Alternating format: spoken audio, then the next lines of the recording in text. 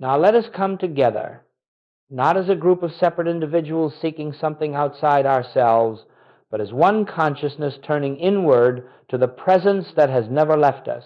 For this work we embark upon these 30 days of stillness is not a program, nor a discipline, nor an attempt to add spirituality to an already overburdened human experience.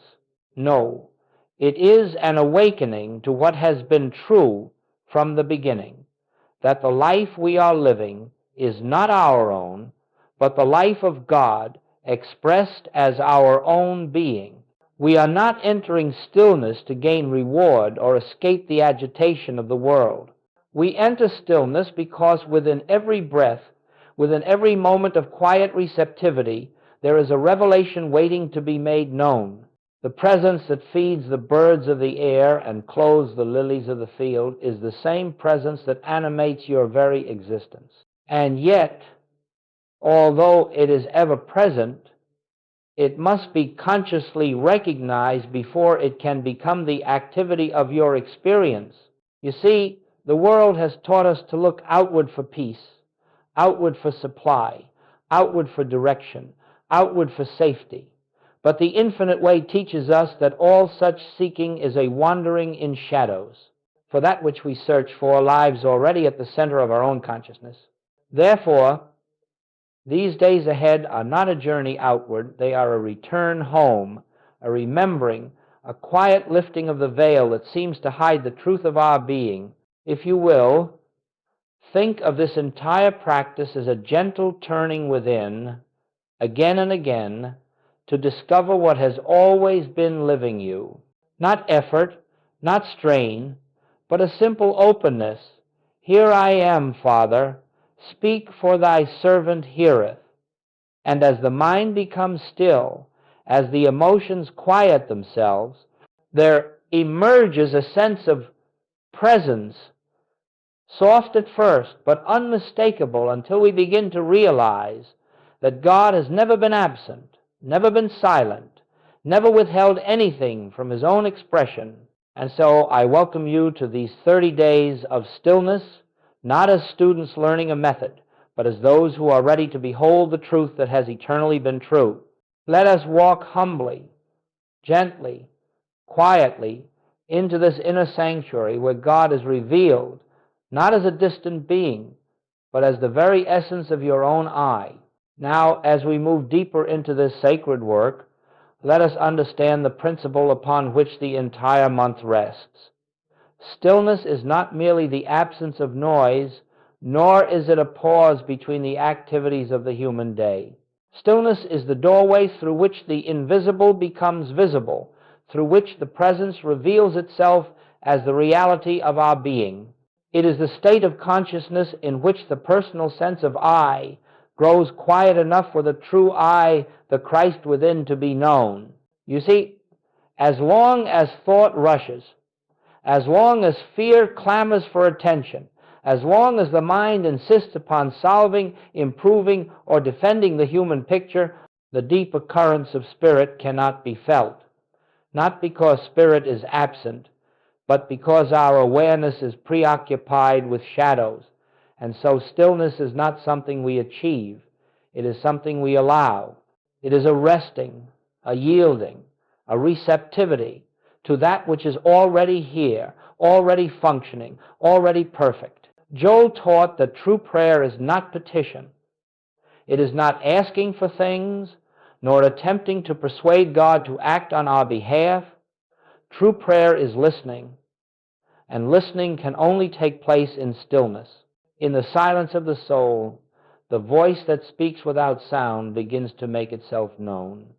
It reveals that all power is one, that all presence is one, that all life is one.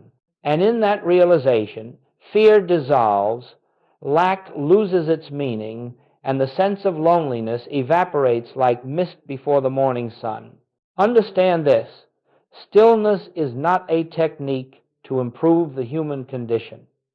It is the recognition that the human condition has no reality apart from the beliefs we hold about it. When we enter silence, We are not attempting to change our world. We are stepping out of the illusion that the world has power over us.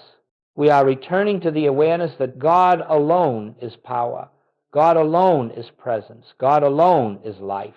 And so we begin this month not with striving, but with surrender, not with effort, but with trust. As you turn within, whether for a moment or for several minutes, remember that you are not seeking something missing. You are acknowledging something eternally present. You are creating the space in which realization may dawn. Realization that God is the substance, the activity, and the breath of your being. In this realization lies healing. In this realization lies supply. In this realization lies peace. Stillness is the door. Realization is the light that enters. Let us now turn to the first of our daily contemplations, the simplest and yet the most profound doorway to spiritual realization. Thou art here. These three words, when quietly acknowledged, have the power to lift the mind out of the realm of appearances and into the awareness of divine presence. They do not call upon a God far off, nor do they attempt to bring God into the scene. They merely recognize what has always been true, that the infinite is already fully present, fully active, fully here. You see, the difficulty in spiritual living does not lie in God's absence. There is no such thing as an absent God. The difficulty lies in our failure to be consciously aware of that presence. And so, throughout this month, whenever the mind becomes burdened, whenever the emotions stir, whenever the world presses upon you with its demands, simply pause and inwardly whisper, "Thou art here." Do not repeat these words as a formula or a mantra. Speak them as a recognition. Let them rise from the depths of your being, not from the surface mind. Say them softly within yourself, not to convince, not to compel, but to acknowledge. For in that quiet acknowledgement, something shifts. A subtle relaxation comes over you. The sense of striving eases. You begin to feel that you are not alone, that you never have been alone, and that the presence which sustains the universe is the very life of your own existence. Now, do not expect fireworks or sudden visions. Most often, the activity of spirit is gentle, like the dawning of light before the sun breaks the horizon. But if you will be faithful to this simple practice, you will soon notice that your reactions change. You become less disturbed by circumstances, less frightened by appearances, less tempted to take the burdens of the world upon your shoulders. The words, "Thou art here," create an opening, a clearing through which the awareness of God may enter. And understand this, the presence that is here is not merely near you or around you. It is within you. It is the very substance of your life. It is the intelligence that governs every function of your being. When you say, "Thou art here," you are not calling upon an external deity. You are recognizing the Christ within the I that I am. Try this often, for a minute or two, many times a day. When you rise in the morning, pause. Thou art here. When the thoughts race, pause. Thou art here. When you face a decision, pause. Thou art here. When you feel alone, misunderstood, weary, pause. Thou art here. Slowly the words will fade, and in their place will be a feeling, an inner assurance, a quiet peace, an invisible companionship. This is the beginning of the month's unfoldment, the first step into the sacred sanctuary of your own being. Now, as we enter more deeply into this sacred journey, let us understand that these 30 days are not a discipline of the mind, nor are they a program to accomplish spiritual goals. They are an unfoldment, a revealing of what has eternally been true but seldom recognized. Each day offers not a new truth, but a new opening to the same truth, the one presence, the one power, the one life, expressing itself as your very being. You may notice in these weeks ahead that some days feel effortless. A line such as "I and the Father are one" may lift your consciousness instantly into quiet assurance. On other days, the mind may resist, the emotions may stir, and the world may pull insistently at your attention. But understand this, both the easy days and the difficult ones are part of the same unfoldment. The surface mind may fluctuate, but the activity of spirit does not. It works within you whether you feel it or not. And so we use these 30 contemplative lines not as affirmations to change our human experience, but as invitations, doorways for the light within to shine more freely. Whether it is, I live, yet not I, or the kingdom is within, or my peace I give unto you, or I am the place where God shines forth. Each line carries within it a spiritual seed. You do not need to analyze it. You do not need to force understanding. You simply hold it gently in consciousness, like placing a seed in fertile soil.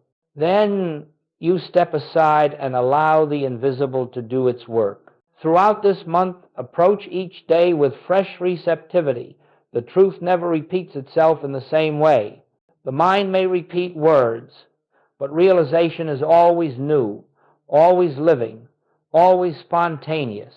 One day the line, "There is only one power," may appear to address fear. Another day it may speak to your sense of supply. On yet another, it may dissolve the subtle belief that you can be separated from God for even an instant. You see, the power is not in the words. The words are merely symbols, markers that point to an inward reality. If you allow them to rest softly in your awareness, you will find that the words fade and the silence beneath them begins to speak. And it is the silence, not the statement, that heals, reveals, restores, and transforms. Therefore, do not rush through these 30 contemplations, nor judge the results by appearances. Spiritual unfoldment is seldom noisy. It does not announce itself. It moves gently, imperceptibly, like the tide that rises without sound. Yet one morning you awaken, and you know something has changed. The weight you carried is gone. The fear no longer has a voice. The sense of loneliness has evaporated. You feel accompanied, upheld, guided. This is the fruit of daily stillness.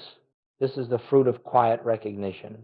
This is the fruit of 30 days spent turning within. And though you may not see the entire transformation while you are in the midst of it, the unfoldment is taking place nonetheless. The spirit within you never sleeps. Its activity continues even when you are unaware of it. Our task is simply to present ourselves each day open, receptive, available, and allow the inner light to reveal itself in its own way, in its own time, in its own perfect fullness.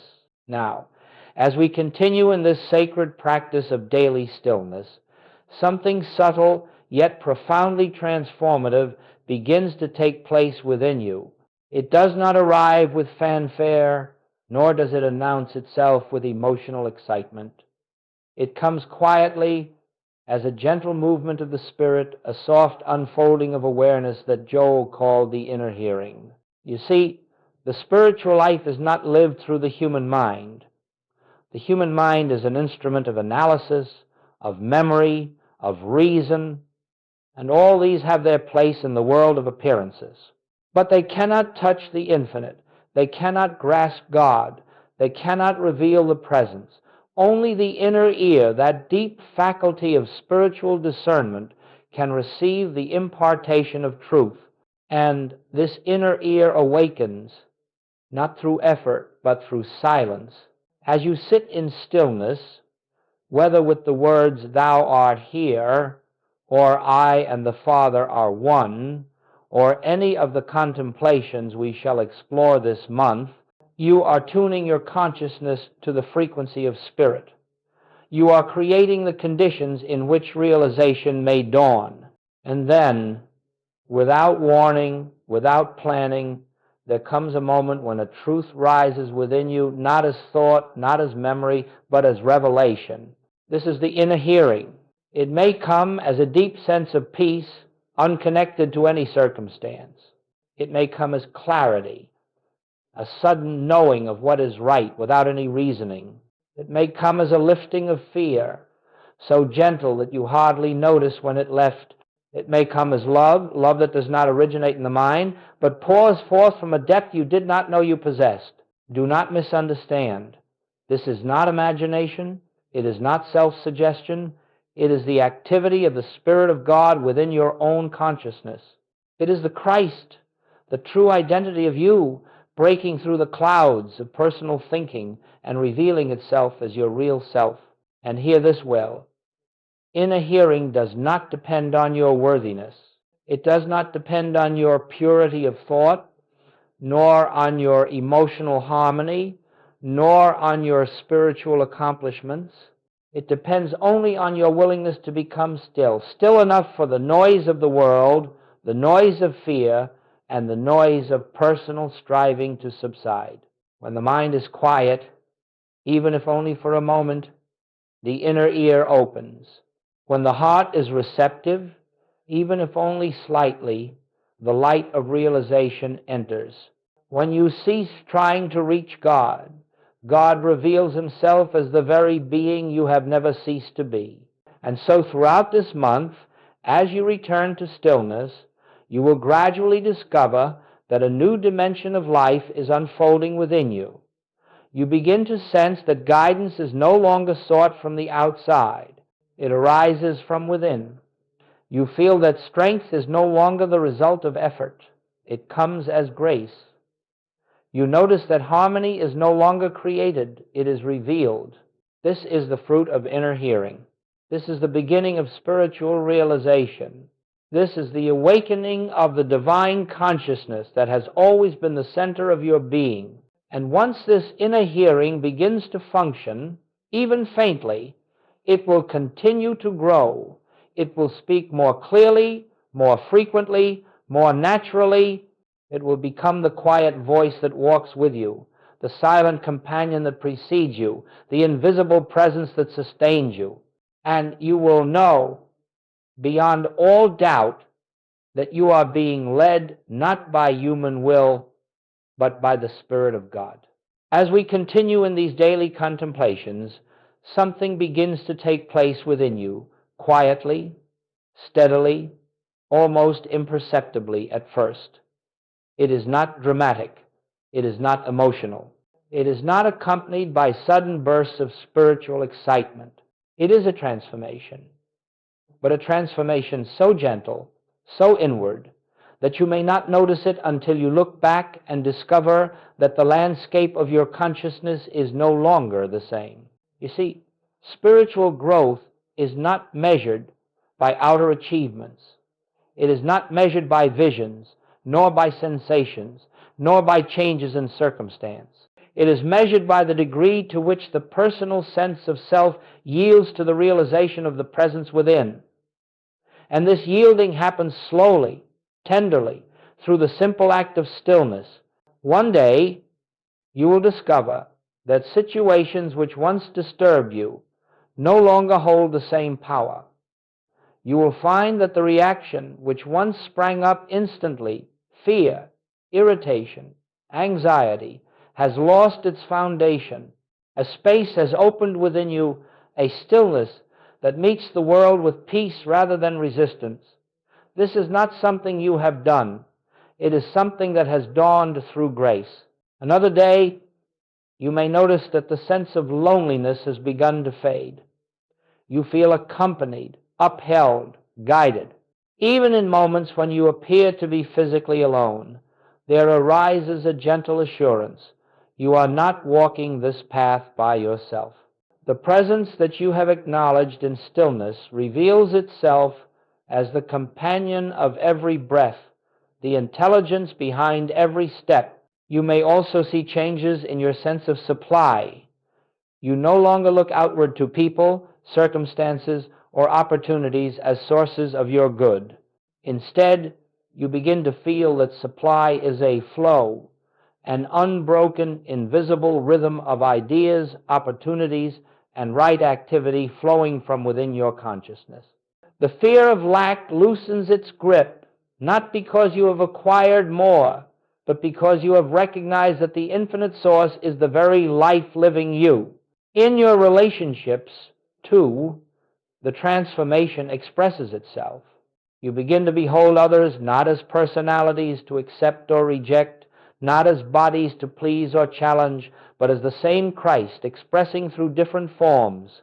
You begin to understand what Joel meant when he said, "I am you and you are I."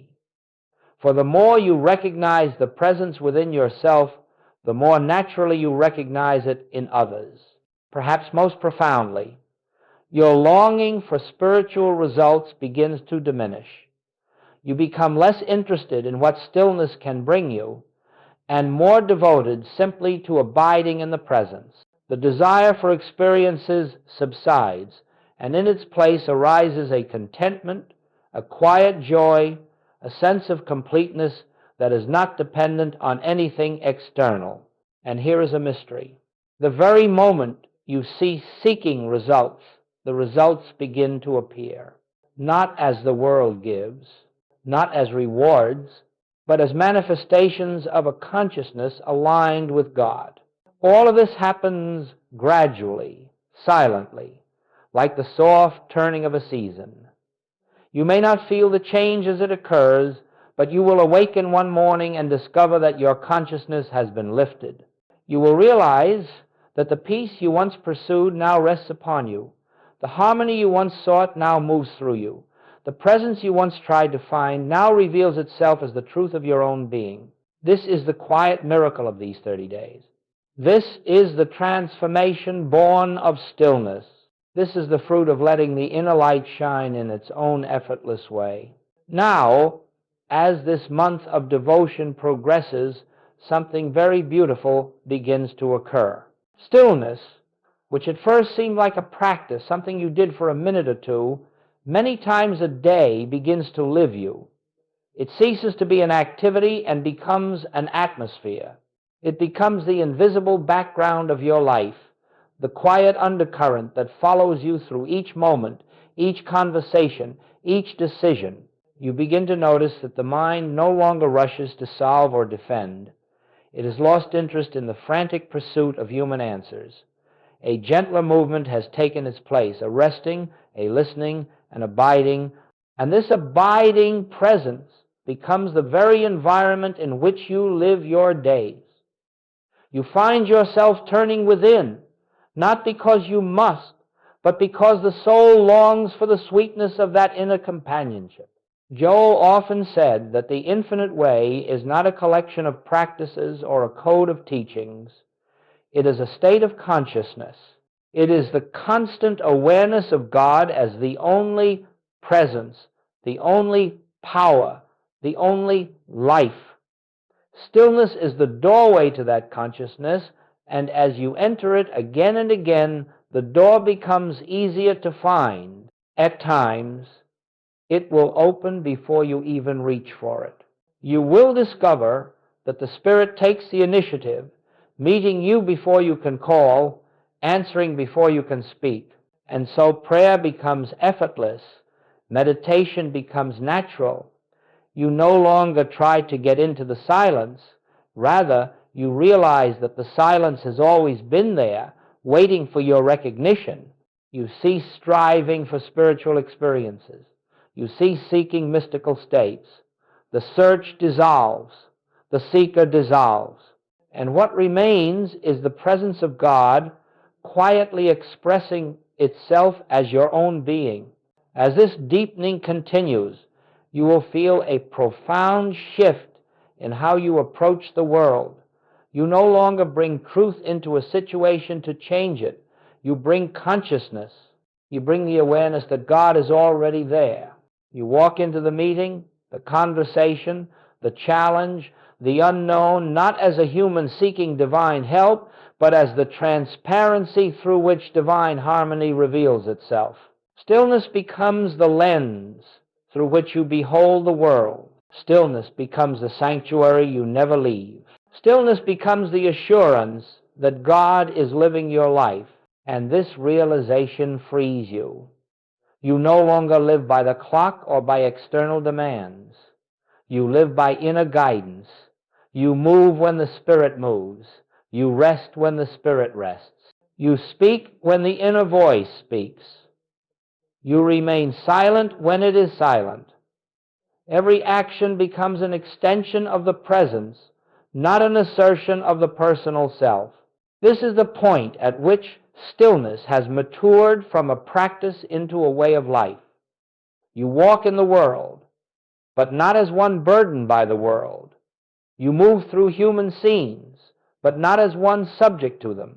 You live in the awareness that the kingdom of God is not a future attainment, but the ground upon which you stand, the breath you breathe, the life you are. And so, beloveds, do not be concerned with how far you have progressed. Do not measure your spiritual maturity. Simply remain faithful to the inner turning, and the inner turning will carry you effortlessly into the deeper waters of realization. For it is not you who accomplish this work. It is the Spirit within you, fulfilling its purpose through the quietness of your surrender. Now, as we come toward the heart of this month-long journey, a deeper revelation begins to dawn, one so simple, so clear, so liberating, that it dissolves years of spiritual effort in a single breath. It is the realization that you are not the one living your life. God is the life that is living you. This is not poetry. It is not metaphor. It is not a comforting thought meant to reassure a troubled mind. It is truth pure, unadorned, unqualified. When the personal sense of I becomes still, when striving ceases and silence is allowed to permeate the soul, you begin to perceive that all the while, beneath the surface of your human doing, an invisible presence has been conducting the true activity of your life. Consider for a moment the way a flower opens in the morning sun. It does not try to open. It does not force itself to bloom. It simply yields to the invisible life within it. That life is its intelligence, its purpose, its direction. So it is with you. The life you believe belonged to your human personality has never been yours. It has always been the expression of the infinite made visible through you. When Joel said, "I can of mine own self do nothing," he did not speak of helplessness, nor was he confessing weakness. He was expressing the highest form of spiritual recognition that the personal sense of self has no power, no wisdom, no life of its own. And yet, when it yields, the divine self, the Christ, the I am, shines through with effortless grace. In the stillness, you begin to sense this great truth. You notice that inspiration arises without your thinking. Solutions present themselves without your seeking. Strength appears without your effort. And you come to realize that all along, the Father within has been the source of your every breath, your every intuition, your every moment of harmony. This realization lifts a tremendous burden from your shoulders. No longer are you attempting to guide your own steps, to secure your own supply, to heal your own body, or to direct the course of your life. The responsibility is released not into chance, not into fate, but into the hands of the very presence that is living you. Life becomes a listening. Action becomes the natural expression of inner guidance. Prayer becomes a recognition rather than a request. Harmony becomes the atmosphere in which you live. And with this realization comes an even greater truth. The problems you thought you had were never yours to solve. They belonged to the personal sense of self, which was never your true identity. As the false sense dissolves in the light of this realization, the problems dissolve with it. Shadows vanish when the light appears, not because they were overcome, but because they were never real to begin with. This is why Scripture says, "It is the Father within me who doeth the works." It is not a statement of humility, but of spiritual fact. When you yield to this inner activity, you do not become passive. You become transparent. You become the place where God shines forth, the instrument through which divine harmony is made visible on earth. And so, with each day of stillness, with each gentle turning within, with each quiet acknowledgement of Thou art here, you are preparing the way for this realization to take root. You are loosening the grip of the personal sense of self and allowing the true self-God being, Christ awareness, to emerge as the reality of your life. This is the great transition of which the mystics speak, the shift from being a creature trying to reach God to being the expression through which God lives, His own infinite life. It is not a future attainment. It is the truth of you now, awaiting only your recognition. And now, as we bring this unfolding to its gentle close, let us remember that spiritual work never truly ends. It does not conclude with the final word of a lecture or the closing of a book. For the activity of spirit is continuous, ceaseless, and eternal, and it moves within you whether you are aware of it or not. The stillness you have touched in these contemplations is not confined to these moments. It is the very ground of your being, ever present, ever available, awaiting only your recognition. Beloveds, take with you this simple assurance. You are safe, not because the world is stable, not because conditions are favorable, but because the presence that lives you is infinite, unchanging, and whole. You walk in the everlasting arms, held by a love that has never wavered and will never withdraw. No problem, no appearance, no condition of this world has the power to separate you from the life that is God expressing itself as you. Carry forward the stillness you have gathered here, not as a technique, but as an atmosphere of consciousness. Let it go before you into every circumstance of your life. Let it surround you in your moments of uncertainty. Let it lift you in times of fatigue. Let it reveal to you again and again that you are never facing anything alone. The presence walks with you as your own being, and it knows the way. When the mind grows noisy, return for just a moment to that awareness we have practiced. Thou art here. When fear whispers its illusions, answer softly, I and the Father are one. When you feel the weight of the world, remember, I am the place where God shines forth. Let these words become gentle reminders, not affirmations of something hoped for, but recognitions of what already is. As you continue beyond these 30 days, you will find that the inner hearing grows clearer, the inner peace deeper, the inner guidance surer. You will discover that the life you are living is not yours to manage, but yours to behold as the unfolding of divine grace, and you will walk through your days not as one struggling to reach God, but as one in whom God is already living, already expressing, already fulfilling His own infinite purpose. And now, let us rest for just a moment in the silence together, not to seek, not to ask, not to accomplish, but simply to be and to know Thou art here. All is well.